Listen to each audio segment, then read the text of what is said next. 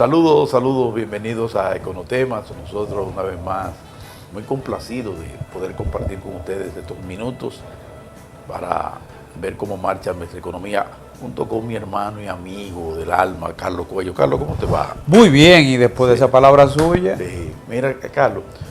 Mire, usted sabe que Carlos y yo ahora hablando, de que como vayan los gobiernos, van las naciones. Si una administración de gobierno fracasa, olvídense, porque como nosotros delegamos en los partidos y que nos van a representar tanto en materia en el Estado, en el caso nuestro el Poder Ejecutivo, el Poder Legislativo, el Poder Judicial, como vayan la administración, irá al país. Y entonces nosotros debemos pasarle revista. Este gobierno, la gente dice, cumplió 2 años, cumplió 6, porque es una misma administración que tiene 6 años consecutivos al frente de la administración del Estado. Exacto. Entonces, nosotros lo que vamos a hacer es pasar revista, a ver qué ha pasado en estos 6 años y, como un punto muy específico, los últimos dos del presidente Danilo Medina, para ver cómo ha andado el gobierno, cuáles son las cosas que ha logrado y cuáles son los retos que tiene a favor, todos suponemos, de la República, ¿verdad, Cuello? Así es. Vamos a la pausa y volvemos.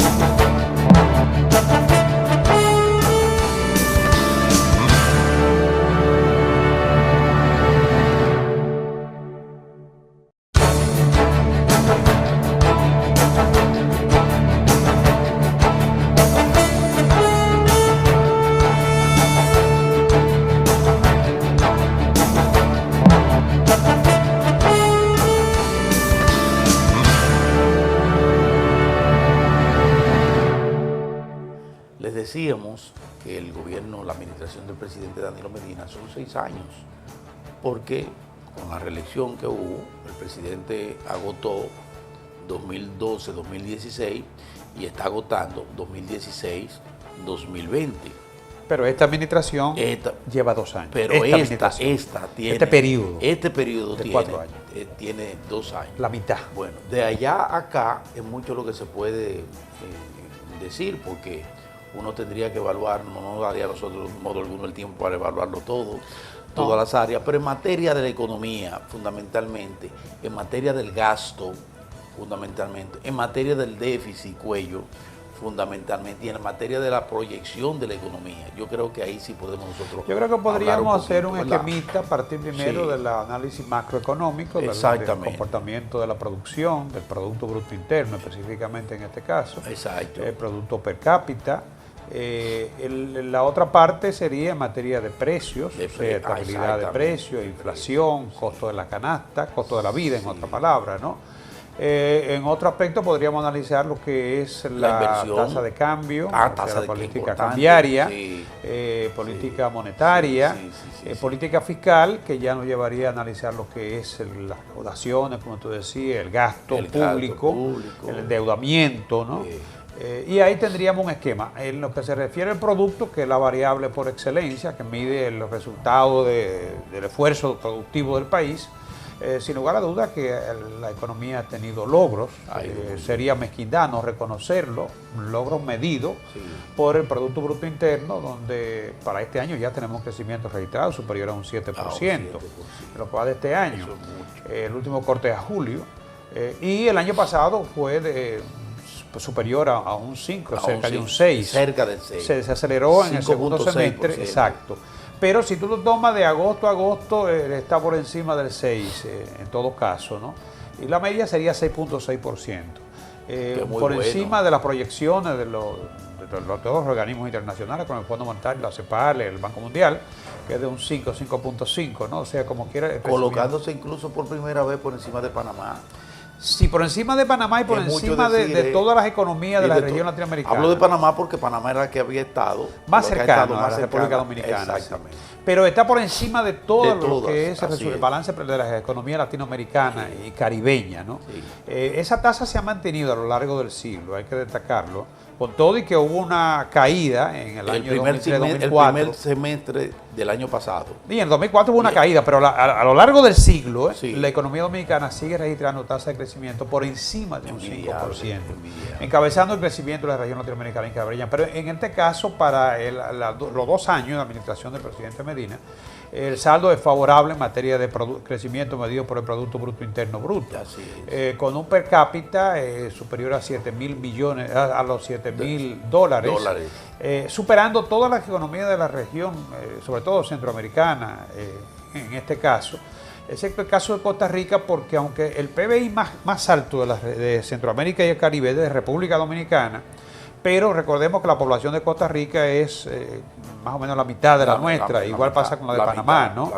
Pero la República Dominicana tiene una economía que, medida por su Producto Interno Bruto, estaría en el 9º lugar dentro de todas las economías, las 30 y tantas economías de Latinoamérica y el Caribe. Así es. Y dentro de sus virtudes, entonces está también, Carlos, el asunto de la estabilidad, que ha podido lograr mantener un ritmo de crecimiento con con un nivel de estabilidad apropiado en materia de precio y en materia también del mercado cambiario. Ha habido una estabilidad que es ponderable a todas luces, porque nos hemos mantenido en alrededor de un 4% acumulado, que es lo que se toma como parámetro para ver cómo andan los precios. Pues cortamos incluso el primer semestre de este año en un 4 punto y algo por ciento, el acumulado en materia de precios. Y el mercado cambiario, hay que decirlo, no ha superado ya en un buen tiempo el 50+1. No ha tocado el 50+1. Y esas son 2 componentes importantes, porque de ello va a depender en mucho el grado de estabilidad total de la economía. Sí, es importante esa variable, la que se refiere a la estabilidad de precios, porque de nada vale que se practique incremento al salario, que de hecho se hizo un incremento al salario el año pasado.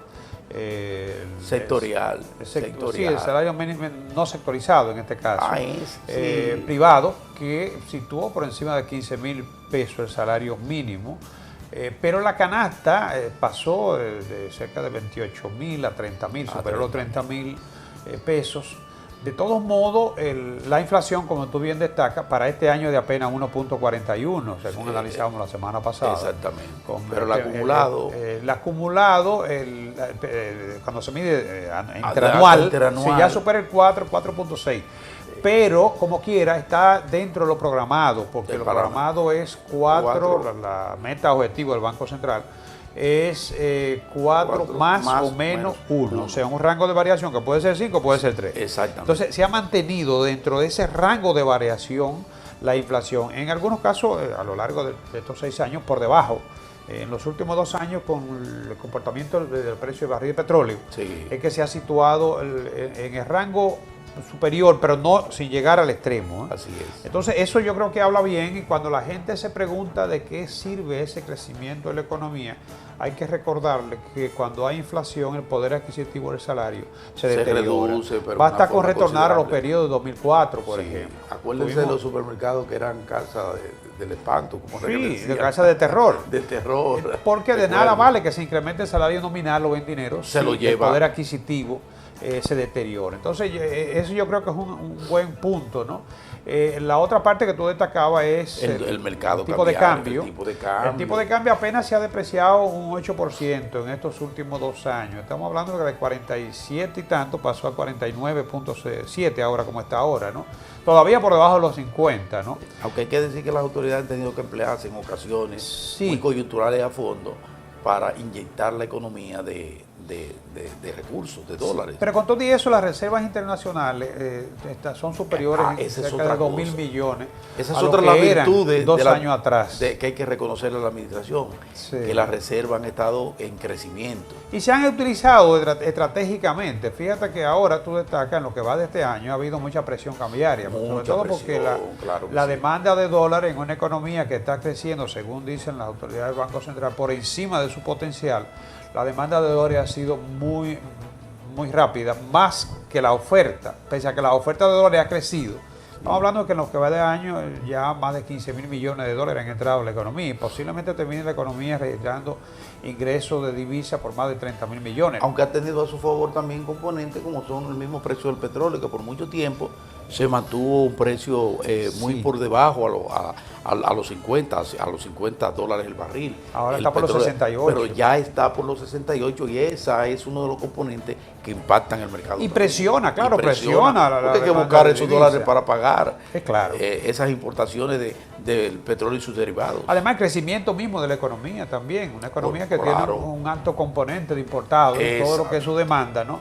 Pues también eso ha incidido, ¿no? Y no obstante eso, fíjate que se ha logrado mantener una relativa estabilidad de precios. Así es. Porque vamos a estar claros, el precio que impacta todos los precios de la economía es el precio del barril de petróleo. Porque cuando sube el petróleo, sube todo. Todo prácticamente. Todo. Está presente en el transporte, en la industria, en todo está presente, ¿no? Entonces, yo creo que esos puntos... Eso es el principal componente, yo creo, lo más favorable de toda la administración. Las tasas de interés también. Ha sido, ese otro componente de la ahora mismo están prácticamente donde estuvieron en el 2016. Pero se varió. La tasa política monetaria está en 5.5 ahora, pero había llegado a 5.75 en este periodo. Depende mucho de cuál sea la política monetaria, si expansiva o si una política se hizo necesario porque la restrictiva. economía ya apuntaba a un cierto recalentamiento. Sí, es cierto. Y entonces había que bajarle un poquito la velocidad. Claro. Y eso tiene que ver con la posibilidad de usted tener acceso al dinero, a los recursos, dinero en la calle, ¿verdad? Entonces las autoridades tomaron la medida de aumentarle unos puntos a las tasas de Fíjate que el año pasado, con motivo del periodo electoral, siempre la economía se inyecta más dinero. Sí, claro. Se liberaliza más recursos. Sí. Y eso casi siempre después hay que comenzar a retirarlo.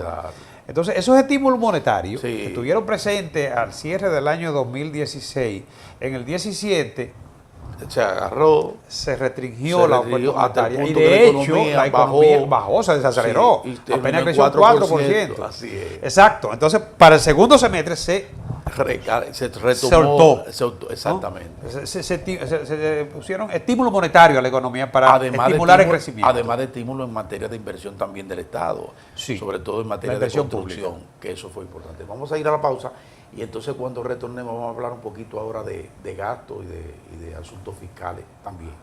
Volvemos.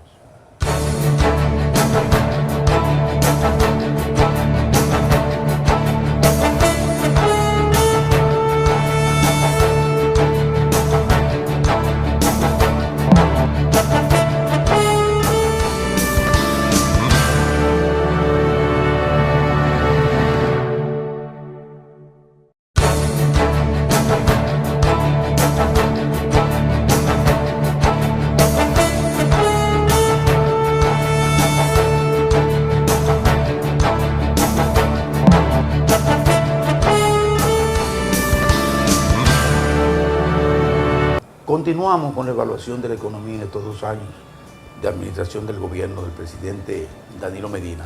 Y hay un aspecto, Cuello, que damos, es ver, porque eso sí tiene que ver ya directamente con la gestión de gobierno. Terminábamos el comentario diciendo cómo fue el comportamiento de la economía por políticas generadas desde el Estado, vía la política monetaria financiera por un lado, o vía el Ejecutivo. Y decíamos que la economía incluso llegó un momento en que se mantuvo con cierto nivel de crecimiento, el gobierno dispuso bajarle un poquito en materia de inversión, se paralizaron algunas obras, algunas inversiones importantes y la economía inmediatamente reaccionó como tal. Y terminamos el año pasado con la mitad del año con apenas 4% de crecimiento. El mismo gobierno entonces, vía a las autoridades monetarias y vía el gobierno central, reaccionaron, dijeron no, hay que retomarlo, se retomó. Pero ante todo esto, Carlos, la gente, el común de la gente dice, bueno, la economía ha estado estable, ha estado en crecimiento y entonces se le exige al gobierno y el gobierno le demanda más bienes y mejores servicios, pero entonces el gobierno el Estado luce rezagado en sus recursos para poder responder a esos niveles de demanda que están muy por alto, muy por encima de lo que recibe. ¿Cómo tú ves ese aspecto? Hay dos variables que son importantes en la redistribución del ingreso. Una es el mercado laboral, o sea, la creación de empleo, y el otro es los niveles de pobreza de la economía. Según el dato del Ministerio de Economía, Planificación y Desarrollo, la pobreza monetaria se redujo de un 28 a un 25% y la pobreza extrema por debajo de un 5%. Hay que recordar que nosotros llegamos a registrar niveles de pobreza en los años críticos de la crisis bancaria de más de un 50%. Sí, señor. Y aunque la economía ha venido creciendo, es cierto, eso es una deuda pendiente, que la economía crece a un ritmo más mayor que lo que se logra reducir los niveles de pobreza, pero ya por lo menos se está situando en la media de la región latinoamericana y caribeña, que en el año 2000 nosotros estábamos por debajo de la media de la región latinoamericana y caribeña. Se deterioró considerablemente en el año 2004. Sí. Y entonces los niveles de pobreza ya alrededor de un 25 y la pobreza extrema en menos de un 5. La pobreza extrema se explica porque los programas sociales cubren cada vez más un porcentaje de la población más carente, digamos, de lo esencial, ¿no? Sí. Pero además los programas sociales también apoyan lo que es la educación. Se estima que un 70%, a propósito de que comienza la próxima semana el año escolar, de que más de un 70% van a la tanda extendida. Sí.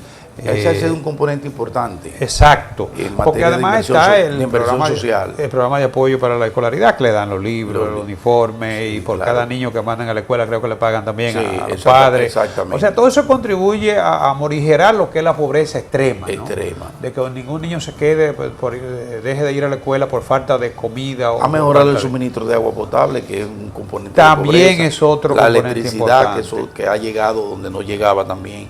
Ese es otro componente importante. Y los niveles de desempleo, la tasa de desempleo, que según la medición del Banco Central está por debajo de un 6%, en torno a un 6%, digámoslo así.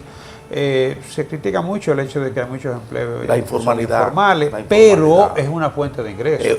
Claro que sí. Para nadie es un secreto que cuando la economía crece, aun cuando siempre tengamos la crítica, y en esto, por eso se dice que el per cápita es un indicador sesgado, aunque siempre tengamos la crítica de que ese per cápita no explica la realidad porque puede estar concentrado, pero donde hay, siempre he dicho, donde se está creando riqueza, habrá oportunidades. Por supuesto. Porque la creación de riqueza implica por eso lo fundamental integración de factores de la producción. Y en este caso, los más beneficiados son los trabajadores. Sí.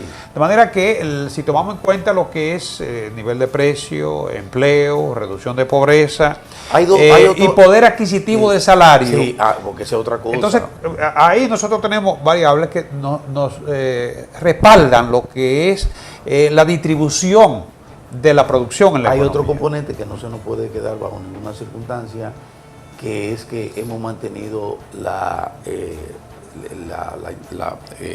alimentación de la gente. Hay seguridad alimentaria en el país. Sí. Eso es fundamental, porque si imagínense. Hay excedente ahora mismo. Si usted no come. Ahora mismo hay excedente. Exactamente. En algunos renglones como el banano. Hay renglones, que hay excedente. Y hay otro componente también que tiene que ver con la redistribución de la riqueza, que es el transporte, que es otro componente para el bolsillo de la gente. Mejor el nivel de ingreso de la gente. Claro, en la medida en que usted puede reducir ese alto costo, que les hemos dicho en más de una ocasión, que es cerca de un 30% en el caso del salario mínimo para una familia, 30% es mucho, solo en transporte, pero con los componentes del metro, con el componente, estamos hablando del Gran Santo Domingo fundamentalmente, con el metro, con el teleférico, con los autobuses, se ha logrado disminuir un poco eso, y en gran medida porque recuerde, hablamos del Gran Santo Domingo porque aquí es que se concentra la mayor cantidad de la población del país en el Gran Santo Domingo, que incluye la provincia de Santo Domingo, que tiene el principal municipio en materia de gente, de población, es Santo Domingo Este. Sí, es más grande que el distrito. Es mucho más grande. Que ese es otro poblacionalmente, claro, en términos económicos. Ese es un componente también. Pero de todos modos, pero falta mucho por hacer.